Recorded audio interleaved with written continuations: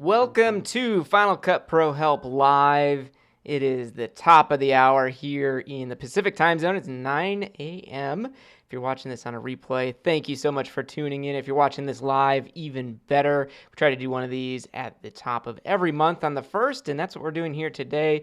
This is episode number 17. We've been doing this a little over a year, and the format has definitely changed. So what we're going to show you today is 5 questions or 5 answers to questions that people have had over the past month. We did this last month and it worked out pretty well. So if you do have your own questions, please don't hesitate to either put them in the chat if you're watching this live, or you can direct message them on Instagram using @FinalCutProHelp. You can also send an email to finalcutprohelp@me.com. Reach out to me any way that you feel is best for you, and I will do my best to get back to you with an answer. Today we're going to answer a couple questions. One that I get somewhat frequently, unfortunately, and this usually happens if you're newer to Final Cut, or maybe you don't understand exactly how it organizes its files and its media. You're just opening up Final Cut because you want to edit video, and when you do, everything is gone. That is like the worst thing that you can have happened to you, especially if you don't understand why everything is gone. So I'm going to show you a couple steps that you can use to kind of go in and make it so it's not a panic situation. You don't have to worry. We can get you back up and running in most cases. Next, we're going to talk about just exporting to a DVD. For most people, I would say at this point, DVDs are not necessarily the go-to for their media, but it's definitely still a medium that people like to have a physical disc. You want to send it over to the parents, or you want to have it for archiving. It's still a thing, and we'll show you how to do that in this episode. I also want to talk about how you can enhance your transitions using sound effects. Many newer editors kind of look at sound and they don't pay much attention to it. They might spend 5 minutes at the end of the project, if they're lucky, mixing it a little bit, but you can do so much more. And one of those things is adding sound effects to enhance transitions. I'll show you how to do that. And actually, Final Cut comes with a bunch of free transitions you can use to do that. So we'll look at that. Then we'll talk about how to change the browser clip appearance. We've done this in the past, but I want to show another way to do it. And then how to actually reverse a clip. I get this every once in a while. Fairly easy if you know how to use Final Cut, but if you don't, it's buried in there. So I'll show you how to quickly reverse playback of any video clip that you have on there. So that's the 5 things that we're going to cover in this episode. So let's dive right into it with the first thing, which is this screen, right? So you open Final Cut. It says up here, nothing is loaded. It's completely gray. This can be one of the worst things that you come to when you open up Final Cut. So if this happens, don't worry. You don't have to panic just yet. What you want to look at is your area up here at the top left. This is called your browser, and this is where you browse or sort through your content, right? You have video clips, you might have music, sound effects, all kinds of stuff. The browser is where you want to start. And if the browser doesn't have a library open, then you're not going to see anything, because all of your clips, your music, your projects that you're editing, your videos, all of those, when you're talking about Final Cut Pro, are stored inside a library, inside of a Final Cut library.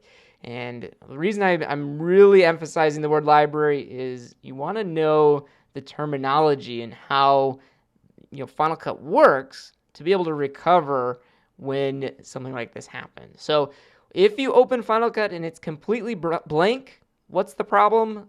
Final Cut doesn't know what library to open.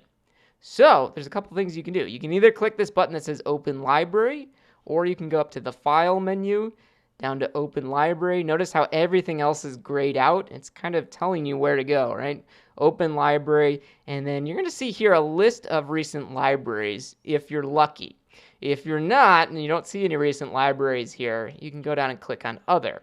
Clicking Other is the same thing as clicking Open Library back here. So that's the first step. Just click an Open Library, and hopefully your library will be listed right here in the list of recent libraries. You'll notice on the right side, we have information for the library on the left, but on the right side, it shows us the location of where those libraries are stored. So they may be stored on Macintosh HD, which is your internal hard drive, your internal storage drive to your Mac, which if you physically only have your laptop in front of you or your desktop and there's nothing connected to it, then it's probably going to be stored somewhere on Macintosh HD. However, if you do have an external hard drive, like I have an external drive just called external storage, then it may be stored there, and that's what we see in this case. So great, I know I want to open up my stock library here, so I'm going to select that library and then hit choose to open it. You can see the path here of where that's stored. It's just directly stored on my external storage versus, say, my untitled project here is in my home folder inside of the movies folder. So if you don't see your library here, then what do? Well, the next step is to click on the locate button, and this is going to open up a finder window, which you can use to navigate around your computer or your external storage, and you could try to find that library that you want to select and open. Okay, now that's great if you know where you saved your stuff. If you don't know where your library is stored, it's not showing up in the list, you can't find it, here's what you're going to want to do. Go down to your Finder, which should be on your dock at the bottom, unless you've moved it somewhere else. Click on the Finder, and that's going to open up a Finder window. Let me drag it over here. Here's our Finder window. And what you can do is hit Command F. Command F for Find, or you can go up to the File menu and hit Find. And in this search, notice it says kind is any. That means it's looking for anything, but we want to actually find our Final Cut libraries, right? So I'm going to hit kind is, and I'm going to change this to other, and then I'm going to type in Final Cut. And you'll notice as I start typing in Final Cut, it's finding all the Final Cut libraries. If I extend my kind here, notice Final Cut Pro library, it's finding all of those here in this list. And you could scroll down and find them. So if you see it here, you can just click on that library. You'll notice at the bottom it shows us the path of exactly where that is stored. So that's really nice, especially these ones. These are backups that have the date in here. I can click on it and see this really long path at the bottom to see where that backup is stored. So that's how you can search for a Final Cut library, and that's kind of a last resort to find it. If you still don't find it, that's where I recommend reaching out to me, Final Cut Pro, help@me.com with an email, or you can DM me on Instagram at Final Cut Pro Help. And this is pretty much all you have to do. You should find it from those steps unless you've actually gone in and deleted it. And if the library itself has been deleted and you maybe emptied the trash and it's completely gone, that's where you're going to want to go to your Time Machine backup and restore it from a backup drive. If you're not backing up your content, go do a search on here. I have a couple videos on backing up. You need to back up your content. That's super important because you're going to make a mistake. If you don't make a mistake, your computer's going to fail at some point. It's going to make a mistake. Something's going to happen at some point in your editing career, and data's going to get lost. It just happens to all of us. If you can start creating a backup now, then you will avoid some teary eyes later on when you find out your entire project's gone. So make a backup. That's the most important thing. But to summarize, if you open Final Cut and everything looks like it's gone, it's not the end of the world. You just need to search for that library. Now, if you do get that library open like we have here, and you go up into your browser and you're just trying to scroll through and notice how I can't, there's nothing in here, and you're still kind of scared, you're wondering, okay, I see the project down here, but I don't see any of my clips. It may just be how the browser is organized. Notice right now it's set to view just favorite clips. I can change this and I can go up and say, okay, I'm going to go back to hide the rejected, and boom, here's all my clips. They come right back. So that is what you do if you open Final Cut and you find out, oh no, everything's gone. Not the end of the world. Now at the bottom here, we're going to move on to our second question here, which is just how do you get something that you've edited onto a DVD? So I have this video at the bottom here. It's all edited, done. I like it. So I'm going to share it to a DVD. To do that, go up to the top right corner and hit the share button. When you do that, you're going to see a list of options. If you have not customized this in any way, it'll probably look very similar to what's here, with the first option being DVD. If you don't see that DVD option, go down and click on Add Destination. When you do this, it opens up the Final Cut Pro preferences, and you can add the DVD option just by dragging it from the right here over to the left column. Now, DVDs are great, but maybe you have a Blu-ray burner, so let's add the Blu-ray option over to the left side. Boom, and we got that. Now I've added it to our destinations on the left side, which means when you go up to the Share menu, you'll see Blu-ray as an option. So when you're sharing to a DVD or a Blu-ray disc, there's really not too many options you have to worry about, but it can seem a little daunting when you first click on it. Let's click on DVD here and see what comes up. Notice we have an Info tab and a Settings tab. That's the first thing. And underneath Info, you're going to want to go in here and name your project. You're going to want to add a description, add the metadata here that you want to show up when you burn this disk. So I might add my name in there because I'm the creator of this, but make sure you add that metadata anytime you share, not just for DVDs, but anywhere that you go. So that's under the info part of it, which is not too critical. The big things are going to be our settings. So after we selected share to DVD, we're going to click on settings. And this is the important part in where I find many people get a little hung up on this, and it's where their output device is set. So by default, the output device is usually set to your hard drive. And what that means is this is going to create a disk image for a DVD. So it's not actually going to create a physical DVD. It's actually going to create a file that you can then later use to burn onto a DVD, which is great unless you just want to skip that step and go right to a DVD. And that's where you're going to want to connect your DVD drive to your computer if it doesn't have one built in, which a lot of the newer ones don't. If you do have one built in, you can click on this list and you'll see it and you can actually select it. If not, connect your external disk burner, and then you're going to be able to select the rest of the options here, which set up how you burn onto a disk. All right, so far, just to summarize, because it may seem like I talked about a lot there, but all we've done is clicked on the share menu, selected DVD, and then changed the output device to your DVD burner. The rest of the steps here are for customizing the specific DVD you're actually burning. You'll notice here layers is set to automatic. I recommend keeping it that way unless you know you have either a single layer disk or a dual layer disk. You'll then see the build type. It's either going to build it as a file or a folder. If you don't know, keep it on file. Then you have your disk template, which these templates are your menus. When you connect you put your DVD into an actual DVD player, most DVDs bring up a menu, and there's a few templates in here that you can use to customize the way that DVD looks. Then you can go down and name the disk and select some other stuff here.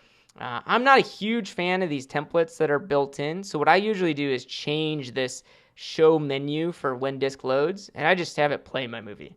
Usually I'm burning a video, maybe it's a wedding video that I recorded for someone. I'm going to give them that disk. I just want them to put it in and it plays that movie, right? And then when it's done, it can go back to the menu at the end, but I usually like to change that. If you've added markers to your project, you can use your chapter markers here.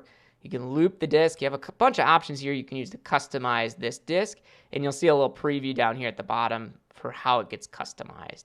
So that's how you create a DVD with Final Cut Pro. Very straightforward. Basically, you just go up to the share menu, click on DVD or Blu-ray. Let's look at the Blu-ray options in this summary. You're going to want to name your disk here, put in the different options here for your creator, any metadata you want to add. And then under the settings tab, make sure you change your output device from hard drive to an actual DVD burner so you can burn that over. And then you can set the rest of the options here. Most of these things, obviously, burning a DVD can take a long time and you don't want to waste disks. So if you want to test this out, keep the output device as your hard drive. And when you hit next, you'll be able to choose where you save that file. And then when you save it, it's going to create that disk, save it to, in this case, your desktop, and then you can test it and see what it looks like. That's a great way to try out these options. The downfall to all this is creating a disk takes a long time. Notice here, it's going to share it. It's going to create and burn that file. This is a 5-minute project, and it's going to write this and create it. It can take time. So that's the annoying part, especially if you have a slower computer. I'm going to cancel the sharing, but definitely test it out and try it there. All right, so that was our second question. Moving on to the third one, using sound effects to enhance transitions. And this is not a direct question I got. It was more feedback I had for someone who said, look at my video, tell me what I can do with it. I'm curious, how I can make this better. So let me go in. I'm going to make a new project. I'm going to do this from scratch, just so you can see this. And call it audio. And what I'm going to do here is just to add two kind of random clips here. Let's do we have some pasta here. Oh, it's still early in the day. I just had breakfast, but food is kind of tricky. So let's do that one, and then we're going to make a kind of a dramatic transition here to something else. We'll go from the pasta to the eggs here, this video clip. And I'm going to do Shift-Z to zoom into the timeline. This just fits the entire project here, so you can see that. And notice we're going from this still image, and we're going to add a transition to go to the egg here. So let's go into the transition browser. We'll look at our transitions. Let's do there should be a slide. We'll do something like that. We have divide transition. We're going to cross dissolve. Let's try a wipe. So wipes are nice because usually you're sliding across the screen with a pretty obvious transition that's being used, but it's not a dissolve. So let's use this one. This is just your standard wipe. We're going from, left to right. I'm going to create the transition. Let's play this and see what it looks like. Right, pretty straightforward transition, nothing to it there. There's no audio right now in this project, so when we watch this, we're really focused on the visuals. It's pretty straightforward. It's not too exciting, right? So this is where I recommend just take the extra couple seconds here, add a sound effect to this transition. And you can go up to the photo and audio sidebar here to see sound effects. And Final Cut includes many, many sound effects. Apple just bundles this stuff with Final Cut Pro. If you don't see these sound effects, go up to the menu bar, click on the Final Cut Pro menu, and choose Download Additional Content. And it might take some time, but this should download all these sound effects along with some other things. But there's a bunch of sound effects here. And at the top right corner, there's also a way to browse these. So you can see the sound effects, all the ones that are included with Final Cut Pro, but also iLife, which is like iMovie and those apps. You'll get a bunch of sound effects with those. And one of the categories under Final Cut Pro is motions and transitions. You could certainly use any sound effect you want, but this category includes a bunch of sound effects that are actually pretty good for using with transitions. It works pretty well. And when you go on to an audio transition here, on the left side, there's a little play button, and this is what you can click on to preview these sounds. And most of these are 1 second. They're pretty fast, but let's play one. There's an air reverse. And a lot of people, especially if you're newer to video editing, you hear these sound effects and you're like, when would I ever use that? But it's actually for these transitions. That's where you want to use these. So let's add one of these air bursts. I'm going to drag it down to my timeline, add it right underneath my transition. And notice I'm viewing the audio waveform here, which you can go up on your toolbar on the right side here to be able to view those waveforms. I can make them a little bit bigger. And this lighter part at the bottom, as it climbs, that's where the loudest part is. So I'll usually try to line up that louder part with about the middle of the transition, which it's pretty close there. And you can certainly just drag this around and kind of line it up where you want to test that out. But let's play this and see what it sounds like.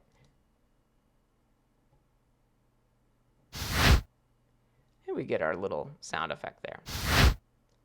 If that's not the one you want to use, we can go up and search through our sound effects here, find another one. Obviously, a cartoon clock isn't great. This is a control room. Here we got a bunch of these hits, these electronic hits, a bunch of these.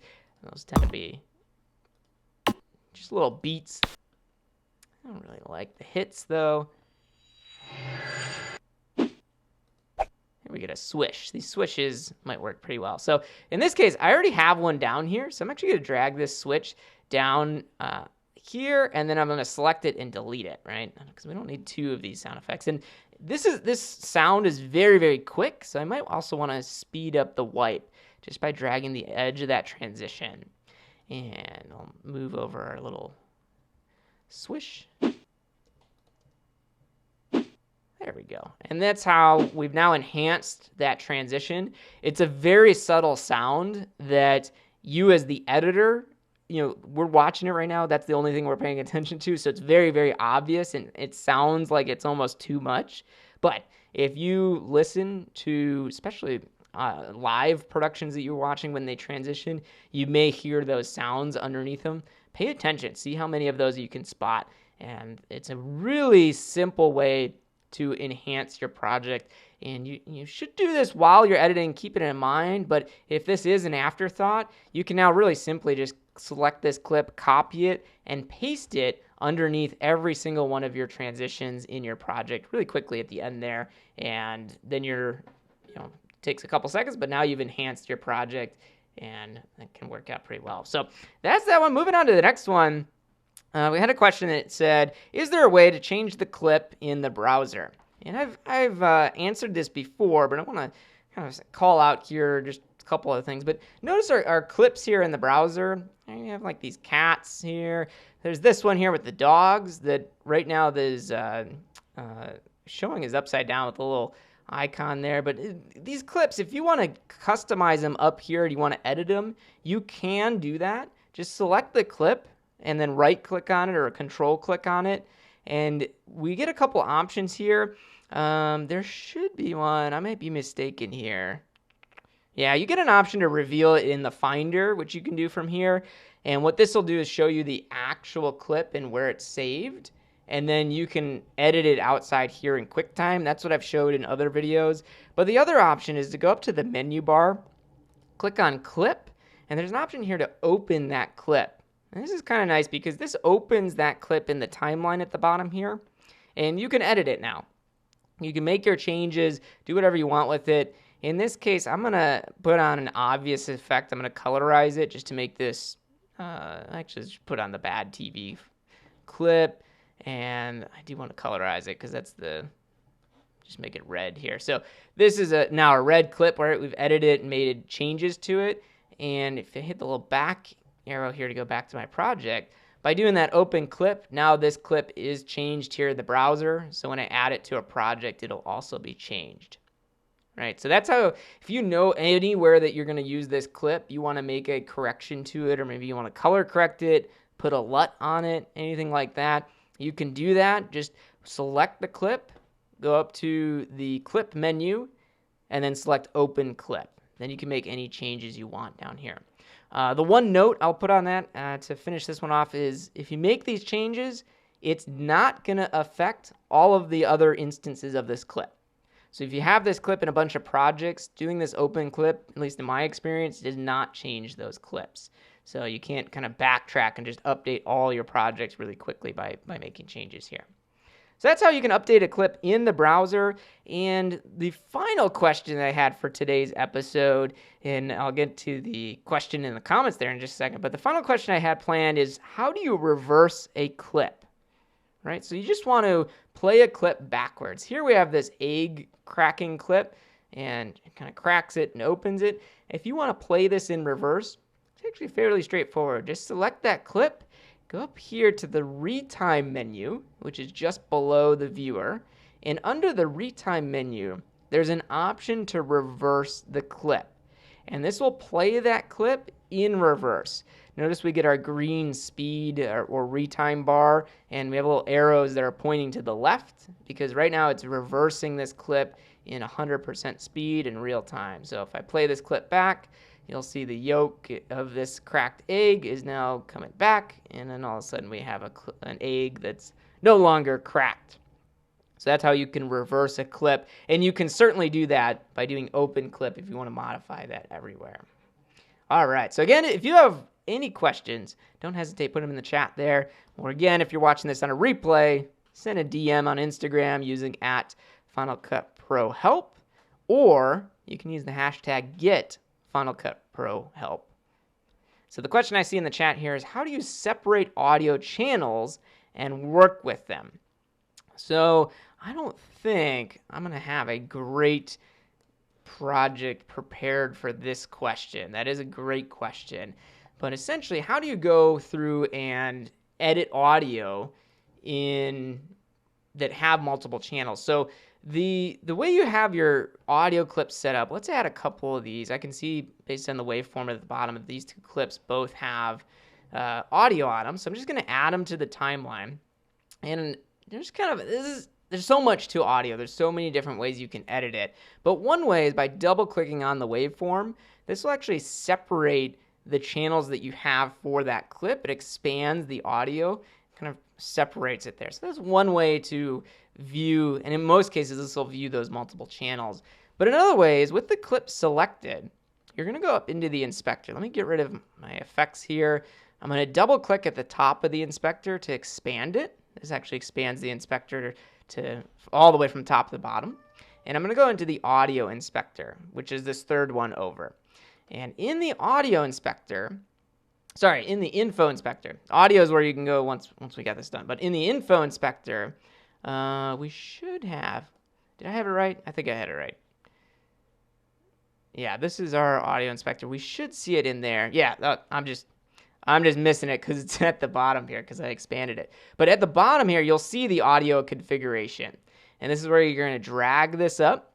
And here is where you're going to see the audio configuration for these files, right? This is where you're going to see if it's a 5-channel audio. For example, if you recorded in surround sound, this is where you're going to see all of those various channels. This is also how you can separate those audio channels. For example, this clip right now is set to stereo. So we have 2 audio channels, but they're kind of mixed down into stereo. So on your timeline, you just have 1 bar, which for most people editing audio, especially just video editors, this is usually what they want. But when you're getting down into specifics, you may have a camera that recorded 2 mono audio channels. You might have like the ambient sound mic that's just picking up noises around you that the camera's recording. And then you have a second channel that is the actual microphone you've connected. So if that's the case, then you kind of want both channels of audio so you can edit them separately. So with that clip selected, I'm in the audio inspector. At the bottom, I'm going to audio configuration. And right now where it says stereo, I'm going to click on that. And this is where you can change the audio configuration.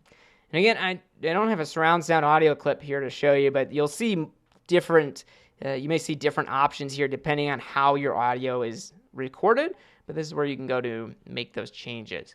So in this case, if I know it was recording 2 separate microphones, but it recorded them as mono onto the camera and then into the file, I'll change it to dual mono.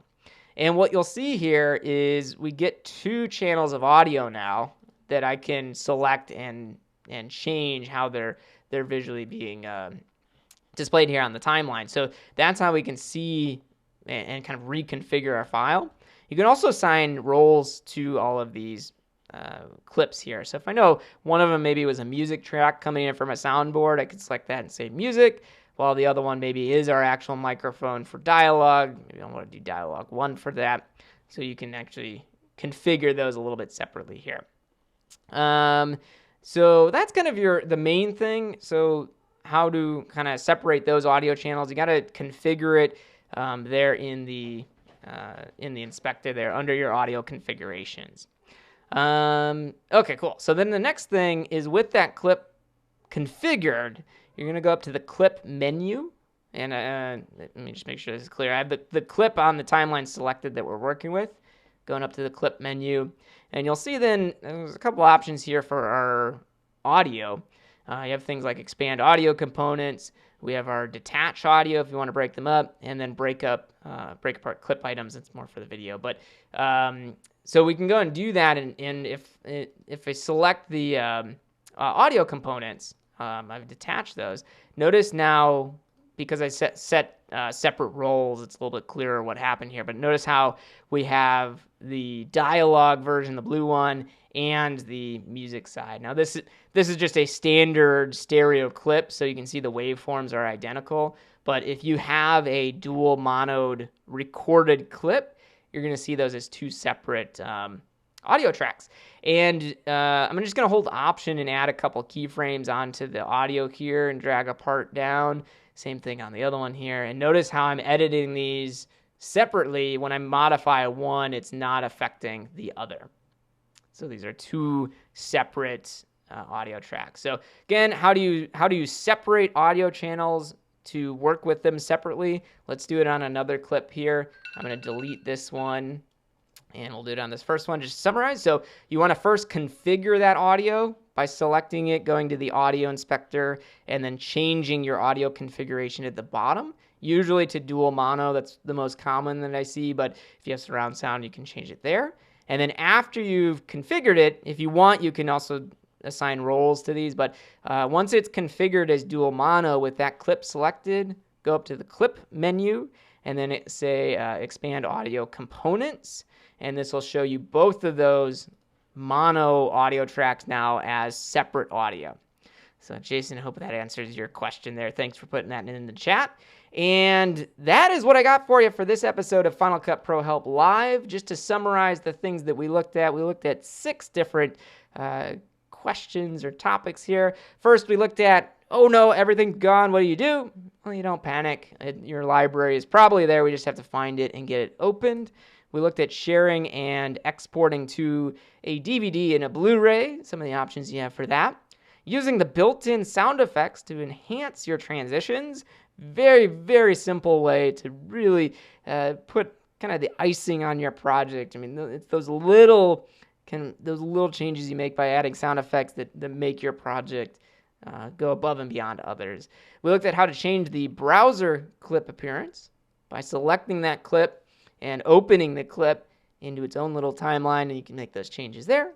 And we also looked at how to reverse a clip using the retime menu. And finally, we answered Jason's question of how to separate audio into separate channels so that you can edit those various channels independently of each other. So that is what I have there.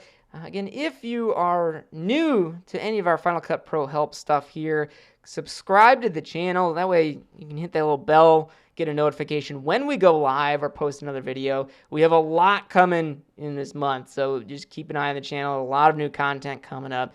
And you can also follow at Final Cut Pro Help on Instagram. We're also on Twitter and Facebook, but specifically on Instagram. Got a lot of good tips on there for shortcuts and different things on there. So make sure you go and follow those social media links, and don't hesitate. You can always send us a DM and let us know how you're doing. And if you have any questions, send them there as well, or send an email to finalcutprohelp@me.com. Thanks everyone for tuning in. This is episode 7 of Final Cut Pro Help Live, and we'll be back next month with another one.